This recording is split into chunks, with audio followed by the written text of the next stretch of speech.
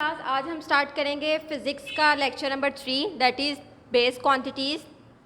So base quantities सबसे पहले हमने कल जो प्रीवियस लेक्चर में डिस्कस किया था वो था फिज़िकल क्वांटिटीज़। अब फिज़िकल क्वांटिटीज़ की आगे नेक्स्ट हम टाइप पढ़ेंगे base quantities and drive quantities. Base quantities क्या होती हैं? Base quantities are the quantities, ये वो क्वांटिटीज़ होती हैं on the basis of which other quantities are express. Base quantities वो होती हैं जिसके ज़रिए हम दूसरी क्वांटिटीज़ को बयान करते हैं। बेस क्वांटिटीज़ जो है उससे खुद किसी क्वांटिटी की ज़रूरत नहीं पड़ती, इसके ज़रिए जो है वो किसी दूसरी क्वांटिटी को जो है वो एक्सप्रेस किया जा सकता है। बेस क्वांटिटीज़ की एग्जांपल में आ जाएगा length, time, mass, electric current, temperature, intensity of light, amount of a substance। Base quantity 7 physical quantities हैं जो कि फाउंडेशन जो है वो बेस क्वांटिटीज़ की रखती हैं। जैसे जस्ट सपोज लेंथ को जो है वो हम लोग आसानी से मेजर कर सकते हैं मीटर रूल के ज़रिए। मीटर रूल के ज़रिए हम आसानी से लेंथ को मेजर कर सकते हैं, इसके लिए जो है हमें किसी दूसरी क्वांटिटी की ज़रूरत नहीं पड़ेगी। टाइम जो है वो हम आसानी से स्टॉप वॉच के ज़रिए मेजर कर सकते हैं। मैस जो है वो हम लोग लीवर बैलेंस के ज़रिए, जिसे तराजू बोला जाता है, इसके ज़रिए जो है मैस को हम आसानी से मेजर कर सकते हैं।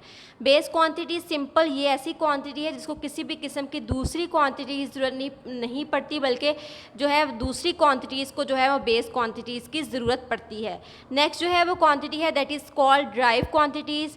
ड्राइव क्वांटिटीज़ का मतलब है जो कि अखज़ की जाती हैं किसी दूसरी क्वांटिटीज़ से। The quantities that are express, वो क्वांटिटीज़ जिसको एक्सप्रेस किया जाता है, बयान किया जाता है in terms of base quantities, base quantities से, जिसको जो है वो बयान किया जा सकता है बेस क्वांटिटीज़ से। ये ड्राइव ही बेस क्वांटिटीज़ से होती हैं। इसके एग्जांपल में आ जाएगा स्पीड। अब जस्ट सपोज स्पीड जो है वो बराबर होता है, इसमें v जो है वो बराबर है d/t के, ठीक है। अब d/t में जो d है वो आप लोग जो है हम ये कर सकते हैं लेंथ। सिंपल जो है वो किसी भी चीज़ की लेंथ के ज़रिए हम उसकी मेजरमेंट कर सकते हैं। सो डिस्टेंस जो है वो लेंथ को शो कर रहा है। टाइम जो है वो हम लोग जो बेस क्वांटिटी में हमने स्टॉप वॉच के ज़रिए मेजर किया था वो टाइम यहाँ पे ये इंडिकेट कर रहा है।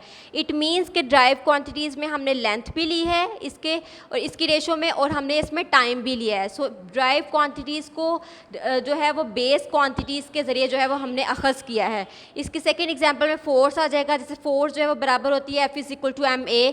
अब फोर्स में भी ma है, इसकी भी मल्टीप्लिकेशन हमें करनी पड़ेगी। मैस को हम एक्सेलरेशन के साथ मल्टीप्लाई करेंगे। सो मैस जो है वो क्या है? मैस एक्चुअली बेस क्वांटिटीज़ है। सो इट मीन्स कि ड्राइव क्वांटिटीज़ को हम बेस क्वांटिटीज़ से अखज़ करते हैं और फिर जो है वो उस क्वांटिटी को एक्सप्लेन किया जा सकता है। Next volume, work, energy, electric potential, ये सारी क्वांटिटीज़ वो क्वांटिटीज़ हैं जो हम बेस क्वांटिटीज़ से अखज़ करते हैं।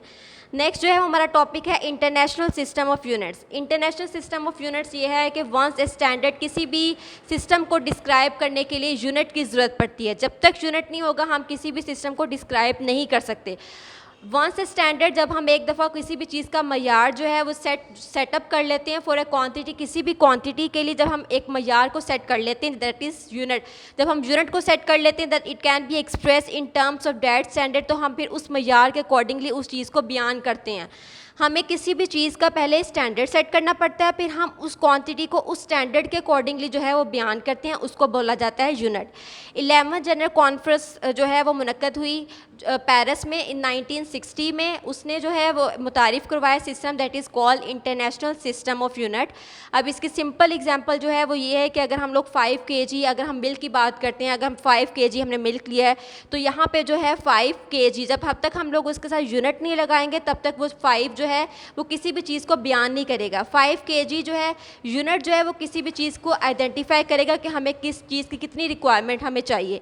इसी तरह अगर हम लोग पानी लेते हैं या कोल्ड ड्रिंक्स वगैरह लेते हैं तो वो हमें उसके साथ भी उसका यूनिट मेजर करना पड़ता है। जैसे जस्ट सपोज 1.5 लीटर और 1 लीटर की कोल्ड ड्रिंक वगैरह, इस तरह हमें उसकी यूनिट को जो है वो मेजर करना बताना पड़ेगा, तब हमें जो है उसके स्टैंडर्ड के बारे में पता चलेगा। इसी तरह अगर हमने किसी भी चीज़ की मेजरमेंट की है तो हम लोग अगर 1 2 3 सिंपल वैसे लिखें तो हमें किसी भी चीज़ के बारे में वो बयान नहीं करेगा जब तक हम लोग उसका यूनिट साथ नहीं लगाएंगे। 1 सेंटीमीटर वो हमें ये इंडिकेट करेगा कि हमें किसी भी चीज़ की मेजरमेंट, उसकी लेंथ की मेजरमेंट की है। सेंटीमीटर जो है वो ये आपको इंडिकेट करे कि हमने उसकी लेंथ की मेजरमेंट की है कि वो 1 2 3 जो है वो किस जो है वो डिजिट्स में आप लोगों को जो है वो लेंथ की मेजरमेंट आसानी से आप लोगों को दे सकता है। सो इट मीन्स किसी भी डिजिट के साथ जो है वो आप लोग जब तक उसका यूनिट नहीं लगाएंगे वो चीज़ जो है वो आप लोगों को सही से समझ नहीं आ सकती। So international system of unit के ज़रिए जो है वो हम लोग यूनिट के बारे में जो है वो आसानी से समझ सकते हैं। नेक्स्ट क्लास हमारा टॉपिक है बेस यूनिट्स। बेस यूनिट्स क्या होते हैं? अब the units that describe base quantities, वो यूनिट्स जो डिस्क्राइब करते हैं बेस क्वांटिटीज़ को। जैसा कि हमने बेस क्वांटिटीज़ पहले पढ़ा था, बेस क्वांटिटीज़ क्या होती हैं कि on the basis of which other quantities are express, जिनके ज़रिए हम दूसरी क्वांटिटीज़ को एक्सप्रेस करते हैं, इन्हें खुद किसी क्वांटिटी की ज़रूरत नहीं पड़ती। सो वो यूनिट जो कि डिस्क्राइब करते हैं बेस क्वांटिटीज़ को, उसको हम लोग बेस यूनिट बोलते हैं। यहाँ पे एक टेबल मैंने ड्रॉ किया है। अब यहाँ पे देखें, लेंथ जो है उसका सिंबल जो है वो क्या होता है? वो एल होता है, ठीक है। इसका यूनिट क्या है? मीटर है। मीटर का सिंबल क्या होगा? वो होगा एम।